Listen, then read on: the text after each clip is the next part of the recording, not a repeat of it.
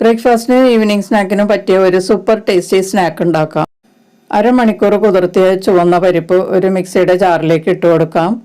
അതിലേക്ക് കുറച്ച് കറിവേപ്പിലയും കൂടി ചേർത്തിട്ട് നന്നായിട്ടൊന്ന് അരച്ചെടുക്കാം.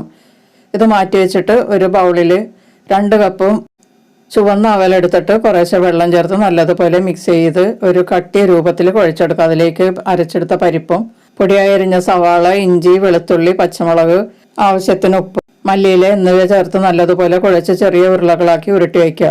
ഗ്രേറ്റ് ചെയ്ത ഉരുളക്കിഴങ്ങിലേക്ക് അരിപ്പൊടി ചേർത്ത് കുറച്ച് കായപ്പൊടിയും കൂടി ചേർത്തിട്ട് മിക്സ് ചെയ്ത് ഇതിലേക്ക് കുറേശ്ശെ വെള്ളം ചേർത്ത് ഒരു കുഴമ്പ് രൂപത്തിൽ കലക്കിയെടുക്കുക. ഇതിലേക്ക് ഗോതമ്പ് പൊടി ചേർത്ത് മിക്സ് ചെയ്യുക. കറിവേപ്പിലയും ആവശ്യത്തിന് ഉപ്പും ചില്ലി ഫ്ലേക്സും ചേർത്ത് കലക്കി മാറ്റി വയ്ക്കുക.